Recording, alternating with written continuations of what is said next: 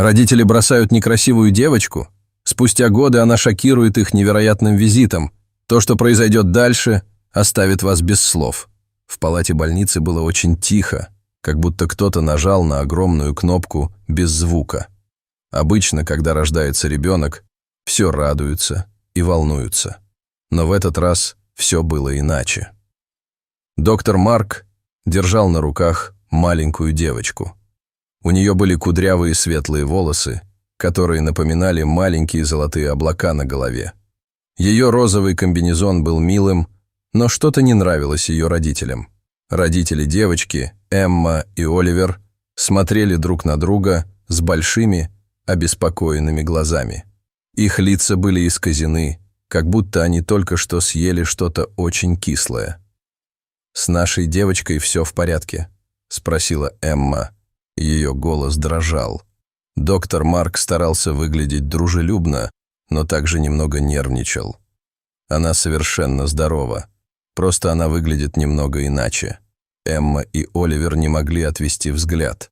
Лицо их ребенка было опухшим и странным. На коже были смешные отметины. Ее ручки были немного изогнутыми. Это не была та милая, идеальная девочка, которую они мечтали показать друзьям в Инстаграм. Когда пришло время покидать больницу, Эмма и Оливер повели себя как-то странно. Они не улыбались и не говорили много, заполняя бумажные формы. Эмма держала переноску для малыша, но выглядела так, будто несет тяжелую коробку, а не крошечного ребенка. «Давай быстрей домой», – прошептал Оливер, оглядываясь вокруг нервно. Дома атмосфера была странной и печальной. Комната для малыша, которую они украсили розовым цветом и заполнили мягкими игрушками, теперь казалась слишком тихой. Эмма поставила переноску на пол и даже не подняла ребенка.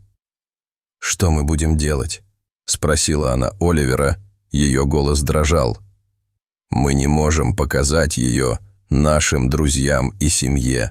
Что они скажут?» Оливер просто покачал головой и вышел из комнаты. В следующие несколько дней они заботились о девочке, но не обнимали и не пели ей, как это делают большинство новых родителей. Они даже не дали ей имя. 3 дня спустя Эмма и Оливер сделали что-то действительно бездушное. Посреди ночи, когда на улице было темно, они поехали в приют «Счастливые сердца».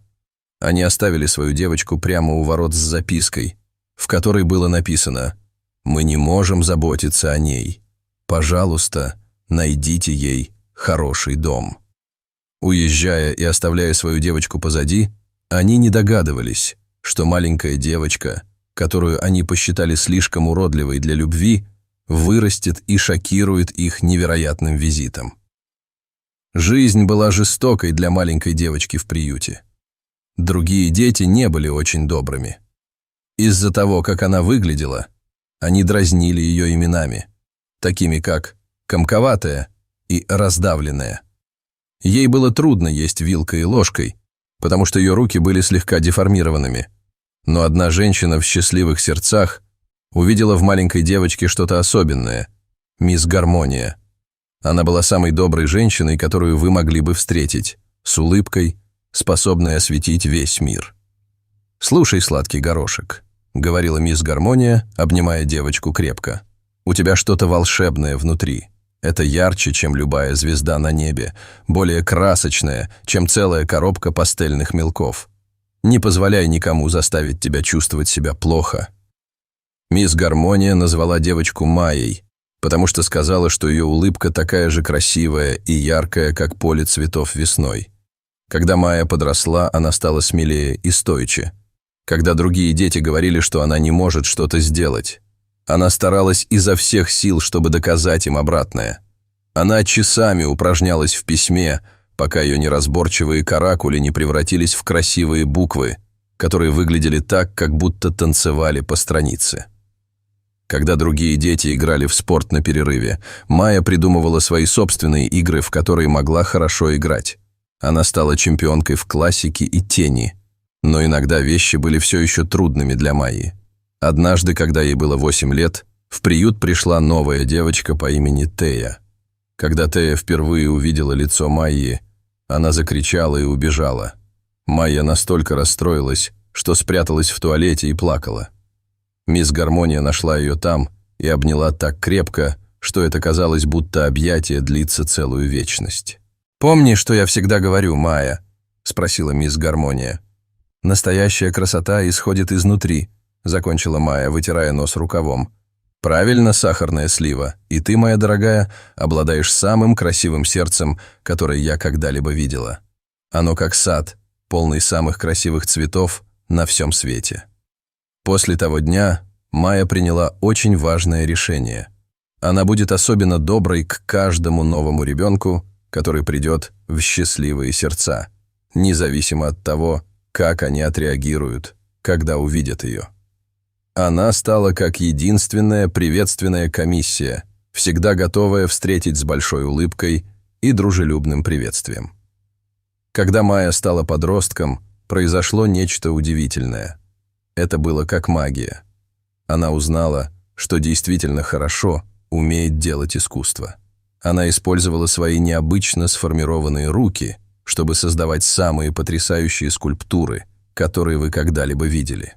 Казалось, ее руки знали, как именно мять и лепить глину, чтобы создавать невероятные вещи. Майя назвала свое искусство «разное, это красиво» и создала фигурки из глины, которые выглядели немного как она, но самым крутым образом. Ее скульптуры были своеобразным смешением людей, животных и форм, все свернутые вместе в радугу цветов. Однажды к счастливым сердцам пришла дама по имени мисс Сияние. Мисс Сияние владела модной художественной галереей в большом городе.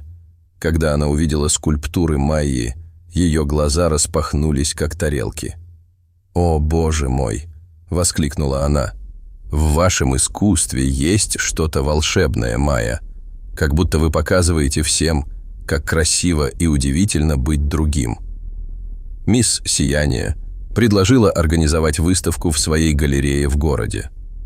Новости быстро распространились по ужасливому дому «Счастливые сердца», и мисс Гармония помогала Майе готовиться. В неделю перед выставкой Майя усердно работала над новыми и совершенствованием уже существующих работ. Первая художественная выставка Майи «Разное, это красиво» прошла с успехом. Галерея демонстрировала ее яркие скульптуры, каждая из которых рассказывала уникальную историю.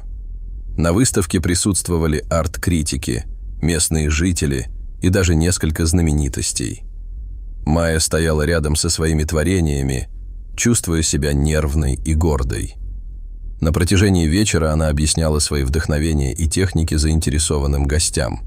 Она говорила о том, как выросла другой, и о том, как она выражала эти чувства через искусство. Многие были тронуты ее историей и посланиями в ее скульптурах. Позже к Майе подошла высокая дама с пурпурными волосами. «Привет, Майя», — сказала женщина с улыбкой. «Я Жасмин. Я работаю на модельную компанию под названием «Уникальные вибрации». Нам нравятся модели, которые не выглядят, как все остальные. Мы думаем, что разное — это прекрасно, как и ты. Я думаю, ты абсолютно идеальна для нас». Челюсть Майи упала. Она — модель? Это казалось таким невозможным, как слон, делающий сальто назад. Но затем она вспомнила, что мисс Гармония всегда говорила о ее внутреннем свете. Она глубоко вздохнула и встала прямо.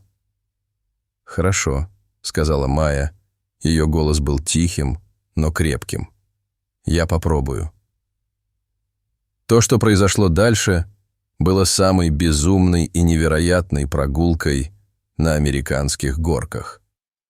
Майя участвовала в фотосессиях, где ее одевали в самые модные наряды, которые только можно было представить. Она ходила по подиумам, уверенно показывая, как будто владеет этим местом. Она даже появилась на обложках журналов. Годами люди по всему миру влюблялись в уникальную внешность Майи.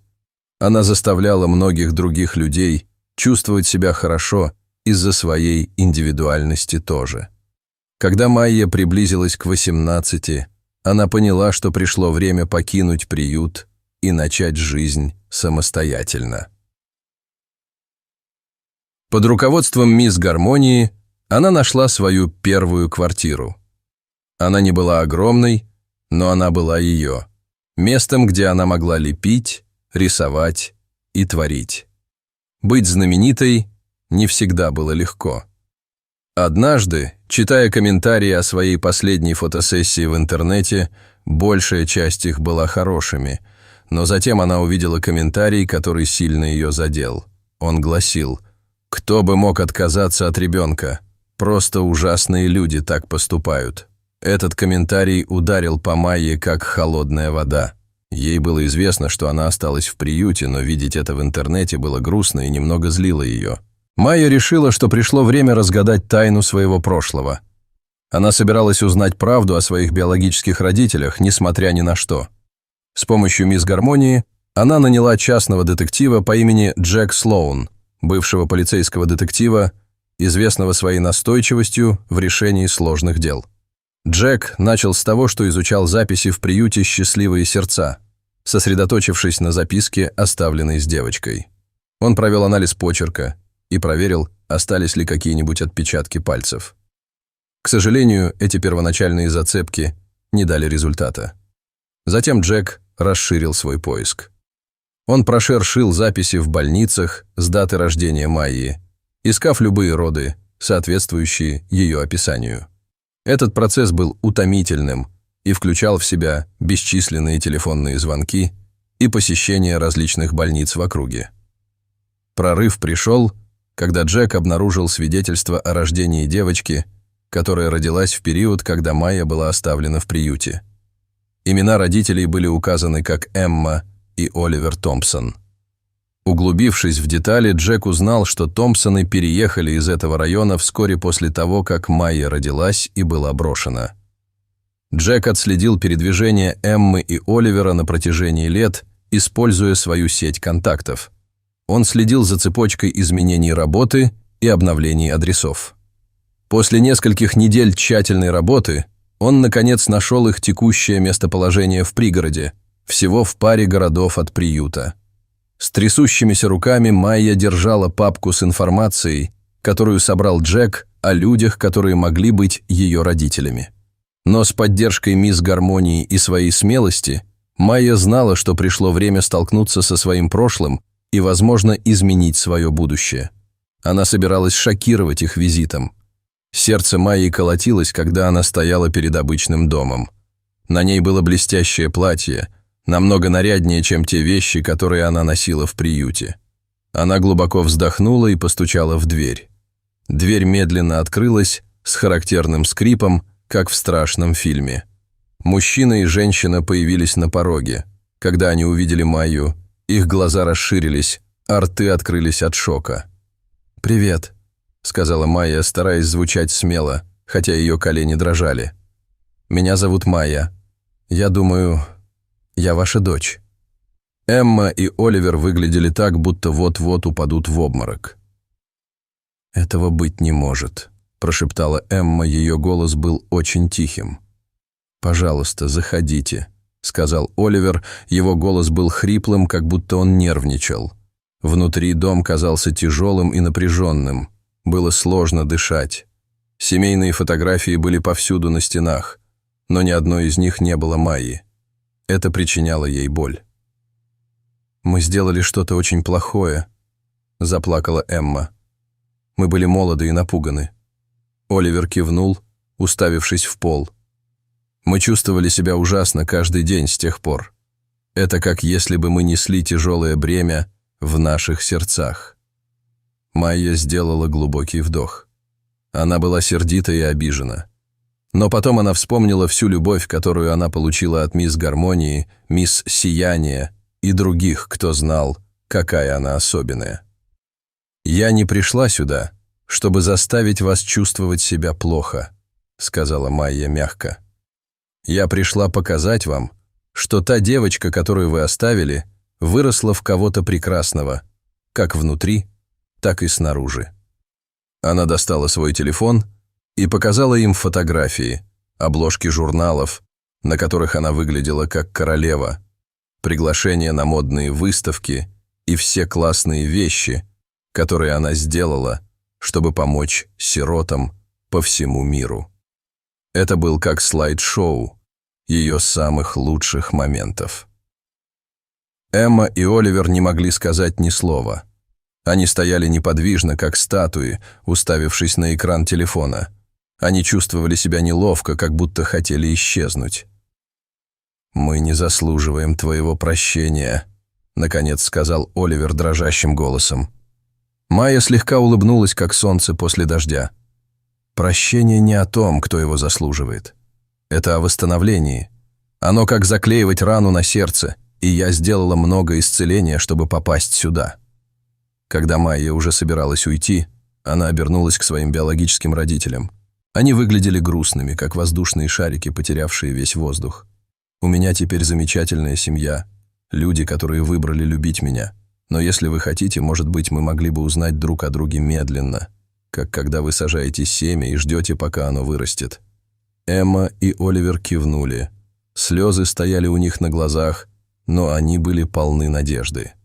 Майя покинула дом, чувствуя себя сильной и гордой, как воин, который только что выиграл важную битву.